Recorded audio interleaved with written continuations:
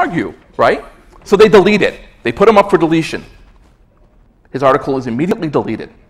The article is created again. It is put up for deletion. This almost never happens. Usually when something is put up, it's automatically. 6 times the Brian Peppers article goes in. Each time, the argument becomes more and more inflamed, almost like watching a match falling into a gas tank. You just did not expect this. Literally, dozens of people are jumping in on the Brian Peppers controversy, up to the point that Jimbo himself sets foot into it and says, there's a lot of fighting here. There will be no editing on this for 1 year. This makes things even worse, because people say, who the fuck are you? Why are you telling us that we can't debate this like human beings? You've just locked us out. Screw you. They start creating Brian Peppers' internet meme, Brian Peppers' sex offender, and so on to get around this limitation. Some people leave over it. That's what happens a lot. Wikipedia really wastes energy. That's its kind of little secret, right? You say, wow, this is, it's an amazingly inefficient process. Not just like we could really tune the spark plugs and it'll run a little better. I mean, literally just dropping ballast as it goes. There is actually a entry. Wikipedia has what's called a featured article. When an article achieves a certain level of quality, it is then put up as a featured article. There's actually a list on Wikipedia of articles that have been demoted from featured. Literally dozens of articles that once they hit featured status, they start to slowly actually degrade in quality to the point that they lose their featured quality status and just become regular old articles again. I followed an article on the swastika. I chose the swastika because my people who work on it a lot tell me that one of Wikipedia's biggest ones was the swastika. It has 1,000 edits on it. And I used the point of this one time when somebody put in a link between the swastika and socialism. That is to say, the Nazis in the 40s kind of linked themselves. They were involved with the socialists, so they kind of redid, as a branding, the swastika as 2 S's, kind of forming. Not to say that they followed all the rules of socialism, or to say a socialist ran the Nazis or anything else, but this was a branding thing. Guy put it in. He cited a source. Guy comes along, deletes it. Nonsense. Writes nonsense. Guy, original one, does what everyone else does. Fuck you, goes back and puts it back. Third guy comes in and says, don't undo the work of others. Now, the battle of July begins. About 100 edits going back and forth, trying to keep socialism in, and finally, no, it's gone, it's wrecked. Now, the socialism thing, the guy who wrote that was a software guy, a software developer in Texas. The guy who was undoing him, guy in Seattle. The third guy who said, you can't fight like this, guy in Sweden. All of them, none of them actually, all of them computer guys, none of them history experts, just a bunch of guys arguing over it with no direct knowledge. This happens constantly. There is not only a dislike of experts, there is a hatred of experts. Experts are derided on Wikipedia because they don't tend to follow the rules. They tend to put down cited sources and then say, well, I don't really care about your view of notability, I just proved it, done.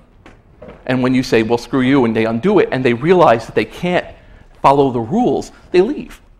So you end up with a certain level of quality that's maintained, especially in certain kinds of articles, where undisputed facts. Basically, any case where you can prove something without a shadow of a doubt in a way that it actually happened gets through on Wikipedia, but a lot of other filtering does not. As we look at Wikipedia from the inside, towards these mechanisms that exist, that to me is the most fascinating aspect. Because again, because of Jimbo's not wanting to directly control rules, except for, like I said, where he sets foot in, you end up with a mess like Segenthaler. Segenthaler is the third one, the publisher. He's the one that everyone knows. Segenthaler was a man who was a newspaper reporter, a newspaper publisher, worked with Robert Kennedy, had a long and distinguished career. Somebody put in an entry saying that he was suspected of shooting John F. Kennedy. It stayed in there for 1 year. Segenthaler found out about it. Segenthaler, for some reason, was pissed.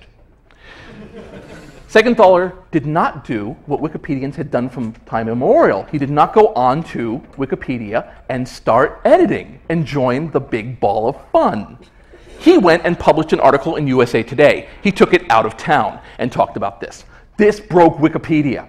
This broke Wikipedia deep, hard, and fast, because while you may look at Wikipedia from the outside as being this way, it is inside an organization. This broke Wikipedia. Friends of mine have gained access to Wikipedia's internal help queue. They have an entire ticketing declaration for John Segenthaler to handle any John Segenthaler-related issues. See, because one of the things Jimbo didn't really expect was the oncoming massive tidal wave of legality, legal threats, and attacks. There is now an entry in Wikipedia. Wikipedia has a number of declarations, like I said. Wikipedia not, which means Wikipedia is not an encyclopedia. Wikipedia is not this. It's to be considered this kind of an event. Basically what happens is that as you become an administrator, you start to speak in code. This does two things. Number one, it makes it easier for you to talk to other administrators. And number two, it blocks out newbies because they can't speak the code. So instead, they kind of stay over in the back. So for instance, there's WP Beans. If somebody says WP Beans, it means don't stick beans in your nose. What that means is don't tell people about stupid stuff that people could be doing in Wikipedia, because that just gives ideas and doesn't forward the argument. So someone will say, hey, WP Beans. Well, if you're a newbie, thanks. There is now an entry called WP Office. What that is Wikipedia front office. That means that if you go to an article, Jimbo has done this on now several dozen occasions that we can track, goes in, deletes something, and just says Wikipedia Office. Which means, I'm not going to tell you why I deleted it. I'm not going to discuss it. You are not to add to it. And nobody else can edit this except for me. This was portrayed with something called 1-800-Flowers. 1-800-Flowers, I've heard, has some problems with not staying up to their word when they sell things. This was just, there's an actual 800-Flowers, but there's another 800-Flowers. And basically what these guys did was kind of defraud things, maybe, according to court papers that somebody put up on Wikipedia. This organization came in and threatened Jimbo. Jimbo decided to say, this article seems to lack neutral point of view.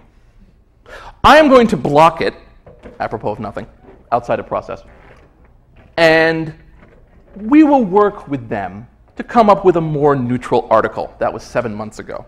It's been blank ever since. That's the full entry about them. You can't find history about them. You can't find any of the edits that were made. One of the big fallacies that people currently have is, well, even if people undo your work, at least you can see it. Not true.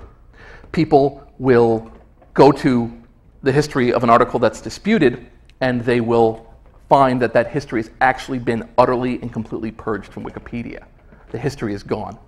This may, still looking into it, this may be a violation of the GFDL that Wikipedia works under, where you're taking somebody's work and you're completely deleting it from view after they've submitted it and you've made the change.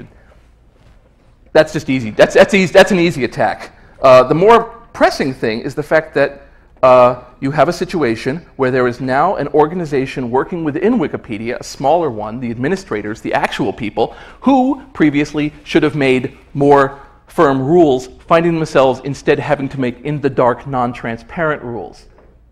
So basically what you end up with is you end up with a situation where now people are in the dark, they're angry, they don't understand what's going on, Wikipedia is got battles on the inside. Enough that I do know some of the higher point of administrators have been talking about deposing Jimbo. Jimbo doesn't know that. Now he does. Jimbo runs an organization called the Wikimedia Foundation. He's on the board, he helps control it, he makes decisions based on it, and sometimes he makes decisions apropos of nobody else.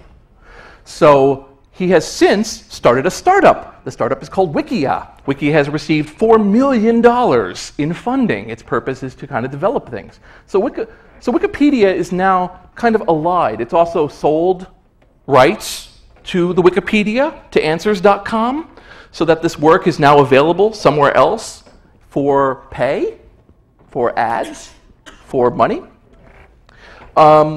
All these changes are normal, they're understandable, but because Wikipedia presents itself, again, some of human knowledge, some of the work of everyone working together, it gets caught out. If it was Jimbo's Big Bag of Trivia, hey, dude, 4 million startup.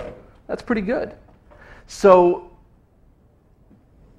again, like I said, Wikipedia is just a warning. Wikipedia is a shot across our bow. It's a way to see what happens when unfettered information enters onto the internet. Can of soup. When you get a can of soup, you don't tend to know where it came from. Your one bit of knowledge and security is the color and the brand name on the outside of the tin can. Written on a piece of paper, which you trust was put there by a machine, by the company that's claiming it's what it is. And you don't know where the ingredients came from today, tomorrow. They don't, because many times they subcontract. So you don't know where the celery came from, you don't know where the tomato came from. Wikipedia is the same can of soup. People are now pulling from it. While in an ideal world, with no illegitimate babies, there's nobody using Wikipedia as a primary source. The fact is people are. The fact is people are using Wikipedia. Wikipedia tends to be, at this point, the first hit for most proper and non-proper nouns. Putting in anything gives you the Wikipedia entry. In fact, if you have Trillian, Trillian has an automatic setting so that any word you have in there that matches on Wikipedia ends up as an underlined word. You click on it and it tells you what the answer is.